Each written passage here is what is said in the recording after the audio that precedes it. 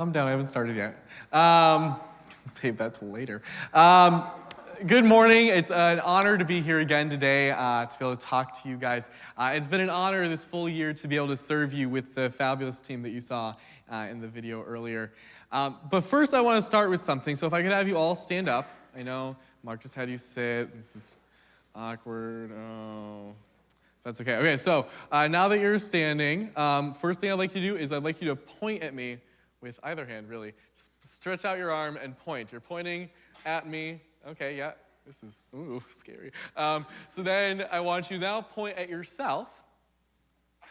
Okay, this is good, okay. Now point at me again, but I want you to get rid of the point now, and you want to shake off the point. Just get rid of it. There you go. Good, I'm liking that. Okay, now what I want you to do is I want you to turn around and face the person behind you.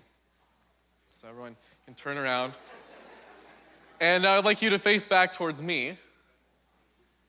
Great, all right, thank you. Now you can go ahead and have a seat. So whether you knew it or not, I just coerced you into doing the hokey pokey. That's right. And I know some of you are like, oh, I feel so embarrassed. I didn't expect to be doing the hokey pokey this morning. I didn't plan for that. But rest assured, that's really what it's all about. So that's what it's all about. So it's interesting. I've always been kind of confused, even as a kid, about the line, and that's what it's all about. Because, like, really? The hokey pokey? That's it?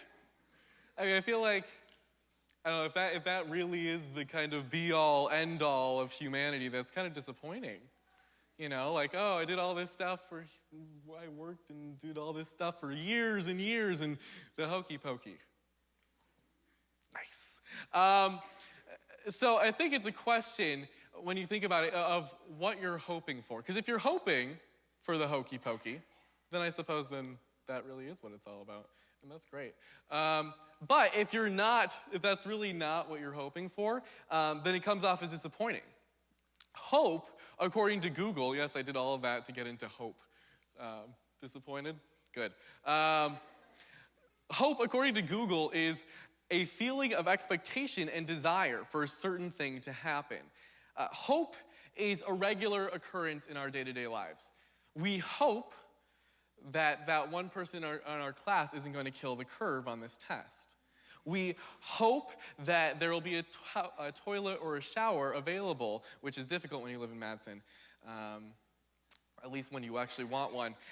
We hope that I will finish this soon so you can get out early. We hope for a lot of things, and oftentimes we expect those things that we hope for to happen. This is because, in general, as Americans, we are hopeful. We are a hopeful nation. If you think about it, in hopeful nations, children are encouraged to dream. Children are told that they can be anything they want, and they believe that. I don't know what you thought you wanted to be as a kid. I wanted to be a lawyer and an astronaut because I knew lawyers made money and astronauts were cool. So that was my goal. Trinity doesn't offer that major, but, write that down. And for a while, I believed that I could be the first astronaut lawyer and be rich and super popular. And my parents and my teachers allowed me to believe that that was a possibility because we are a hopeful nation and we believe that we can do what we want. In hopeful nations, children are encouraged to expect certain things. Children are told that they are privy to some unalienable rights, like in the States, it's life, liberty, and the pursuit of happiness. Children are told to expect their parents to treat them a certain way. They're taught to expect that the bad guys will lose and the good guys will win. I learned this mostly through Pokemon. Children are told to expect certain things of their teachers, and they expect their expectations to be true. In hopeful nations, children have hope. Ooh, surprise. Children have hope that their lives can improve, and often that they can be the catalyst that will cause the change that will cause their life to then improve. Children have hope that those in authority over them will not abuse that authority. that they will use it for the greater good and not for their own personal achievement. Children have hope that their senior class bench won't be stolen and put on the roof of Waybright. Some children, at least. I am that child.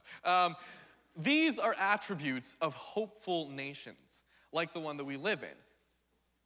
But then on the other side, there are hopeless nations. In hopeless nations, children's dreams are only ever realized as nightmares.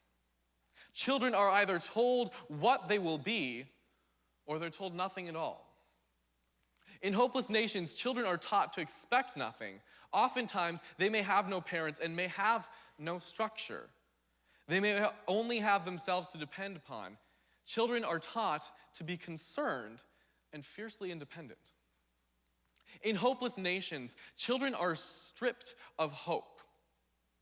I think of the orphans in the Nepali earthquake that recently happened. According to the most recent estimate from CNN, last accessed at 6:41 this morning, the death count is over 4,800. I think of the young girls in India that organizations like Bright Hope seek to help and to rescue them from sex slavery. In a lot of these situations, the children in these situations have been stripped of hope. Now, I want to go back to the scripture that Josh read for us this morning, but I want you to keep that idea of hopeful nations and hopeless nations in your mind, because I'm going to be revisiting that. So I'm going to be reading from the ESV, awkward NIV, ESV. I'm hip, so that's cool. But specifically, I'm going to focus on 1 Peter 1:13, which says, "Therefore, preparing your minds for action and being sober-minded, set your hope fully on the grace that will be brought to you at the revelation of Jesus Christ." So now we're going to break this down a little bit. So the first part is, therefore, preparing your minds for action. And this is one of the reasons I love this passage, because it's very action-focused. It's not just, oh, hope is good, do that. Yeah. This is an action. This is a command. This is a very physical thing. And so here it's asking you it's commanding you to prepare your minds for action. If you are at Trinity, which you are, since you are listening to me, then part of preparing your minds for action is what you're doing in the classroom every day. God is preparing you through these classes, through your major, through the Bible classes you take, to be a better person for what He has for you in the later years. You're preparing your mind for that. I think it's important to note that even though you're preparing your mind for action, for some foreseeable future event, action is also all around us. Part of the process of being prepared for something is knowing when it's going to happen. And so it's easy to say something like, I'm preparing to go to med school, or I'm preparing to go into business, whatever the case may be. But being prepared for action also means being ready for action now. Being in the place that God has placed you and being engaged with what's going on there. Next, Peter talks about being sober-minded, which, as Trinity students, is a concept we only know too well. Now, it's possible that Peter was reminding the churches he was sending his letter to that there's still 2.5 weeks left of Trinity life expectations. Or, more likely, he was talking more about spiritual sobriety. So what this is talking about is keeping your mind and your spirit clear and alert to evaluating things. It's being sound on those spiritual things in your life. Then finally, it gets to the real crux of what Peter is trying to say in set your hope fully on the grace that will be brought to you at the revelation of Jesus Christ. It's saying that when you're preparing your minds for action, you're preparing your minds for the action that is going to be revealed in this hope. If you're being sober-minded, it's being sober-minded for this hope that we have in the return of Christ Jesus. I love the way that Peter words this section too. It's not a passive thing, it's a command. Set your hope fully on the grace. It's not just, hope a little bit. Here's to hoping for that. It's hope fully. And I think a lot of times at Bible school, we hear these kind of things like hope fully, of course. Good.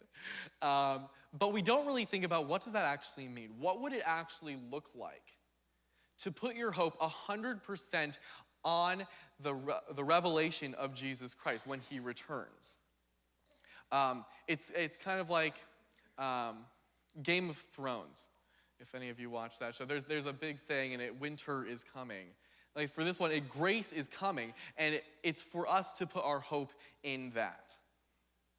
If we look back to the beginning of the school year, we can remember Inauguration Week, or as it's more commonly known around campus, fulfill 50% of your chapel requirements this week. The idea behind the theme for the event was heritage and hope, which sought to honor the heritage of the more than 100-year history of Trinity, while also looking forward to the hope of what God has in store for this institution. This hope is rooted in the grace that Christ will bring on his return. Being institutionally, we are committed to preparing minds for action in this anticipation.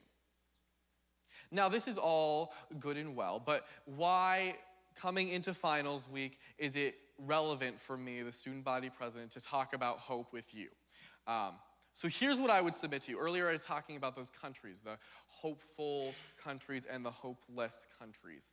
And I would say that one, if we prepare our minds for action. Two, if we remain sober-minded and see if we hope fully in the grace that will be revealed to us at the revelation of Jesus Christ, then we in ourselves are a hopeful nation. And I'll get to why that is. So like the children of a hopeful nation, we are free to dream of what has been promised to us and what we are putting our hope in. We are free to dream of heaven, like so many others before us. I think of the African-American spiritual, "Oh, what a beautiful city. Oh, what a beautiful city. Hallelujah." Or like Audio Adrenaline, "It's a big, big house where we can play football. Touchdown." Like the children of a hopeful nation, we can expect certain things. The Bible tells us that we can expect no more pain, no more tears, no more heartache, and that the glory of God will reign over everything. We can expect this.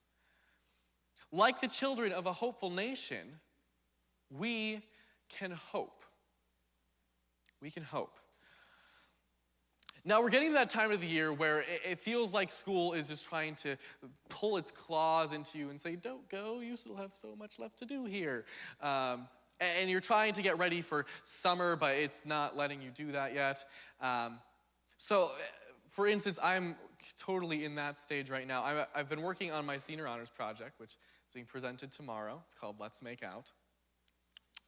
And it is actually about making out. But basically, so I've been working on this all semester, and so much of the work has been in the past couple weeks. There's been hours and sleepless nights thinking about kissing, but not in a great way. At this point, kissing isn't really that cool to me anymore. It's like, "Oh, you want to make out?" No. Statistics are all I think about with that. So it's not, just don't study anything you're interested in pursuing.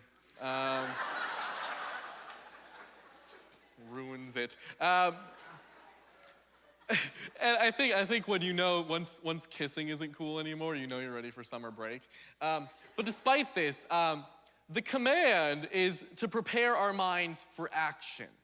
To prepare your mind for action so that you can keep your hope solely focused on the grace of Christ's return. What this looks like now at the end of semester is finishing well. As a senior in the throes of senioritis, believe me when I say how gloriously tempting it is to not try or to not do everything that I'm supposed to. I could easily have slept at least until noon today if I wasn't going to be here. Maybe still like to.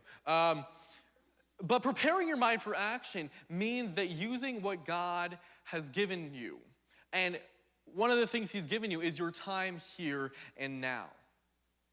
So it makes sense to use it wisely. God has given you an opportunity to be at school, an opportunity that many people don't get. So use it wisely and use it to prepare your minds for action. Peter also commands us to be sober-minded in order that we might set our hope fully, etc., etc. I love the way that John Piper explains this comment.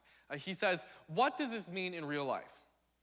It means if you really want to obey the command to hope fully in God's grace, don't let your mind drink in things that numb the mind and the heart to the value of God's grace. The great problem with drunkenness is that it distorts reality by making the mind insensitive to what is true and real and valuable. And so the great problem with spiritual drunkenness is that it makes the mind insensitive to what is truth and distorts the hope that we seek. Setting your hope fully on the grace that will be brought to you at the revelation of Jesus Christ means keeping your mind clear and on holy things. It's like Paul says in Colossians 3:2, keep our eyes on things above, not on earthly things. Coming into the end of the semester, what will it take to keep your mind sober? What things in your life do you need to remove to keep your mind clear and to keep your mind focused on what is above? So we've reached that final point in the semester where your studies are making a final stand. And though the trials of finals and final projects may seem insurmountable, you have a hope that is so much greater. Though you may feel overwhelmed, finish well because you have a hope that is so much greater. Though all you want to do is sleep 2 more hours or lay in the sun for a few hours without a care in the world, pick up your cross because you have a hope that is so much greater. Therefore, preparing your minds for action and being sober-minded, set your hope fully on the grace that will be brought to you at the revelation of Jesus Christ. And that's what it's all about.